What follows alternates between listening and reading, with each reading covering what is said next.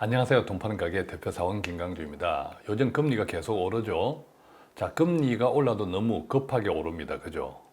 자, 그렇다면 금리가 이처럼 급하게 오르면 어떤 일들이 벌어질까요? 오늘은 그 이야기를, 그 공부를 함께 해보겠습니다. 결론적으로 생활고에 쪼달릴 수 있고 그것이 자칫 잘못되면 우리가 경제 거품, 지금 주식시장, 자산시장의 거품, 붕괴까지 초래될 수 있다. 이렇게 생각해 보면 상당히 엄청난 일이 생길 수도 있는 거죠. 자, 그래서 오늘은 금리가 이처럼 급하게 오르면 어떤 일이 생길까 미리 예상해 보면서 나는, 우리 집은 그러면 어떻게 지금부터 무엇을 점검해 보아야 할까라는 순서로 오늘 함께 공부하도록 하겠습니다. 답답할 땐 언제나 돈 파는 가게. 자, 급하게 금리가 오르고 있습니다. 구체적으로 한번 내용을 들여다볼까요? 지난 2월 기준에요. 은행권 가계대출 잔액이 사상 처음으로 1천조 원을 돌파했다고 합니다. 1천조 원, 엄청나죠? 자, 이 같은 가계대출 가운데 변동금리가 70% 이상입니다. 변동금리는 뭐죠? 금리가 지금처럼 급하게 오르면 이자 비용을 계속 많아지는 것. 이것이 바로 변동금리죠. 우리가 다 알고 있는. 개인적으로 저는요, 이 정부에서 25번의 부동산 정책을 했는데 가장 치명적인 실책, 나중에 보면 제 개인적인 생각입니다. 공급 확대가 아닐까라는 생각 가집니다. 즉, 수도권 3기 신도시죠. 왜냐하면 길게 보면 집을 한번 지으면 몇십 년짜리입니다. 그런데 몇십 년 후에 우리나라 저출산 고령화는 점점 가파라지고 또 일자리 청년들은 부족한 데청은 출산, 특히 수도권에 엄청난 집이 수십만 채가 쏟아져 있다라고 하는 것은 길게 보면 빈집도 많아질 것이고 또 수도권의 당장의 집에 대한 갈급한 이 갈증 때문에 상기 신도시 수도권의 이 물량들을 덜컹덜컹 또 빚을 내어서 또 구입하다 보면 나중에 집값이 떨어질 수도 있고 특히 수도권, 서울 집값 아닙니다. 서울 집값과 수도권 외곽 집값은 서로 다르다. 이 말씀 자주 드립니다. 어쨌든. 자, 그런 측면에서 보면 이 정부가 24번에 걸쳐서 부동산 정책 완전 공급 억제였죠. 그러다가 현재까지 마지막 정책, 25번째 정책에서 공급 확대로 방향 전환을 한 것 자체가 가장 치명적인 실책이 아닐까 나중에 보면 그런 생각을 해봅니다. 자, 그래서요. 청약 고민을 할 때 상기 신도시 가능하면 저는 입지 선택을 보수적으로 하면 좋겠습니다. 어떤 의미냐면 보통 이제 입지에 대한 이야기들이 나올 때 뭐 주변에 좋다라는 정보는 다 끌어 모아서 이야기를 하죠. 특히 부동산 쪽에서. 그렇다고 해서 무턱대고 서둘러 하시지 마시고 입지 선택은 좀 멀리 보면서 상당히 보수적으로 하시라.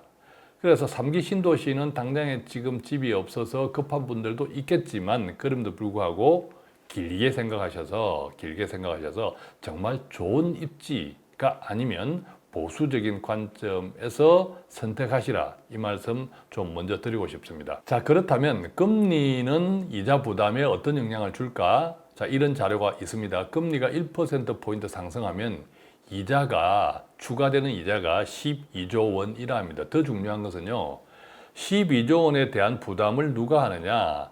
1분위에서 4분위 주로 서민층에서 절반 이상을 한다라는 보고가 있습니다. 통계 자료가 있습니다. 그러니까 우리가 돈이 없으니까 빚을 내겠죠. 주택도 마찬가지겠죠. 그런데 이자가 올라가면 서민층의 주거 비용 부담이 이처럼 커진다라는 거죠. 이자가 2% 오르면요. 이자가 2% 이제 올라가면 소위 우리가 영끌족, 모든 마이너스 대출, 영혼까지 끌어서 집을 장만한 이 영끌족들이 매년 2,930만 원씩 상환해야 한다고 합니다. 평균입니다. 평균. 아주 수십억짜리 집도 있을 것이고 또 뭐 수억 원짜리 집도 있겠지만 평균입니다. 또 그 가운데에서 부자들도 있겠고 또 서민들도 있겠지만 평균입니다. 그래서 실제로 한 사람 한 사람이 구체적으로 부담하는 이자는 다르겠지만 평균 이자가 2% 상승하면 소위 영끌해서 집을 마련한 사람들은 평균 매년 2,930만 원씩 상환해야 된다고 합니다. 엄청난 부담이죠. 자, 변동금리 비중을 보면요. 앞서 우리가 지금 총 가계대출 1천조 원에서 70% 이상이 변동금리라고 했는데 2019년도에는 변동금리 비중이 50% 초반이었는데 2020년부터 급 상승을 했다고 합니다. 무엇입니까? 바로 집이었죠. 그죠? 그래서 영끌 주거 비용의 상승이 초래될 수 있다. 변동금리니까 금리가 계속 오르면 이것은 곧 자산 위험으로 전가될 수 있다. 자산 위험, 즉 내가 가진 집을 팔아야 되나 집값이 떨어질 수도 있으므로 그 같은 위험에 전가되면 곧 자산 버블이 꺼질 수 있는 그런 위험도 생기는 거죠. 물론 부자들은 제외. 왜냐하면 뭐 자산이 떨어져도 부자니까 그죠? 상관은 없겠지만 서민들은 문제가 클 수 있다라는 거죠. 자, 이런 이야기 요즘 이제 금리가 오르면 또 서민들이 또 상한 위험에 처할 수 있고 상한 위험이 커질 수 있고 이런 이야기가 나오니까 아니다. 은행권에서 나오는 이야기는 연체율은 아직도 괜찮다라고 이야기합니다. 소위 연체율은 안정되어 있다. 구체적으로 보면 주택담보대출의 연체율은 불과 0.14%에 불과하다고 하고 기타 대출은 0.37%에 불과하다고 합니다. 정말 이 같은 연체율은 불가하다고 표현할 정도로 안정적입니다. 그런데 내용을 들여다보면 연체율 제저 수준 안정적이다 이 말의 내용을 들여다보면 우리가 알고 있는 것처럼 특히 일반 대출들 코로나 때문에 대출 만기를 갚아야 되는 상한일이 도래했음에도 불구하고 이자까지 계속 연장해주고 있지 않습니까? 계속 연장해주고 있으니까 터질 일이 없는 거죠, 아직은. 그래서 연체율이 안정되었다라고 하는 것이 아니라 실질적으로는 계속 연체를 유예하고 있다. 자, 이 비중이 상당히 크다. 자, 이렇게 염두에 둔다면 이 같은 상황에서 금리가 오른다라고 하면 정말 큰 일이 생길 수도 있는 거죠. 어쨌든 소득 증가가 지금 없습니다. 즉 코로나 때문에 있던 하던 가게도 청산하고 또 다니던 직장도 사라지고 또 코로나 때문에 그렇다고 월급이 오른 것도 아니고 소득 증가 없는데 비용만 상승하면 어떤 현상? 한방에 대한 욕망이 상승할 수밖에 없다는 거죠. 한방에 대한 욕망. 자, 최근 가상화폐 시장에서 보면 비트코인, 어쨌든 가상화폐 시장에서 비트코인의 대장주죠.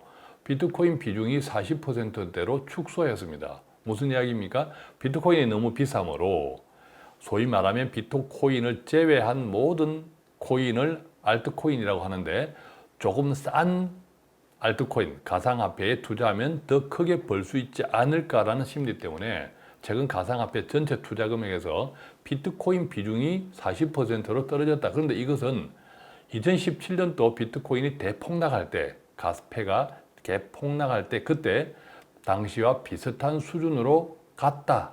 또 최근 뉴스에도 나온 것처럼 10여 개에 달하는 이른바 잡코인이 상장 폐지되었다. 가격만 올려놓고 그래서 그 가격을 조작한 사람들만 큰 돈을 벌고 막상 투자한 사람들은 폐지되었으니까 상장 폐지되어지니까 돈이 휴지 조각이 되었다. 이런 것들도 한방에 대한 욕망이 크게 증가되고 있는 와중에 묻지마 투자, 가페 시장도 생긴 현상이 아닌가라고 보면 최근에 소득 상승 없이 소득 증가 없이 금리가 오르는 현상. 자, 그렇기 때문에 주거 비용, 주거 부담이 커지고 생계 부담이 커지고 그러면 한방에 대한 욕망이 생기면서 커지면서 동시에 묻지마 투자 이것들이 전체 자산 시장의 버블을 계속 초래하고 있다라고 보면 최근에 미국 연준에서 자산 거품 붕괴 우려 이야기를 했죠. 이때 자산은 부동산, 주식 다 포함합니다. 당연히 그죠? 자산 거품 붕괴 우려가 있다. 자, 이 같은 현상에서 왜 생겼냐? 우리가 알고 있는 것처럼 코로나 때문에 금리, 제로금리, 초저금리 이것 때문에 자산시장에 엄청난 거품이 끼어 있다라고 이야기한 거죠. 자, 그렇다면 이제 관건은 무엇이겠습니까? 결국은 경제 회복기에 있는 것은 틀림없는 사실인데 경제 회복기에 있으니까 물가도 오르고 금리도 올리려고 하는 거죠. 인플레이션을 방어하기 위해서. 근데 이것을 돈을 잘 회수해야 된다. 너무 많이 풀린 돈을 이 너무 많이 풀린 돈 때문에 물가를 급하게 올리는 영향도 있으므로 이것들을 잘 회수해 나가는 지금 과정인데 어쨌든 이것들이 비정상의 정상화, 성공 여부에 달렸다라는 거죠. 그럼 그때가 언제인지는 알 수 없어. 그러면 나와 우리 가정은 어떻게 해야 될까요? 첫 번째는 부채 관리 할 수 있다면 정말 부채 관리, 즉 비용을 줄인다고 하는 것은 부채를 잘 관리해야 되는 거죠. 혹시나 지금 또 집을 사야 돼 빚내서 그런 생각 저는 안 하면 좋겠고 있는 부채라도 가능하면 어려운 형편이지만 어렵더라도 아껴 쓰면서 조금 빚을 줄이는 것.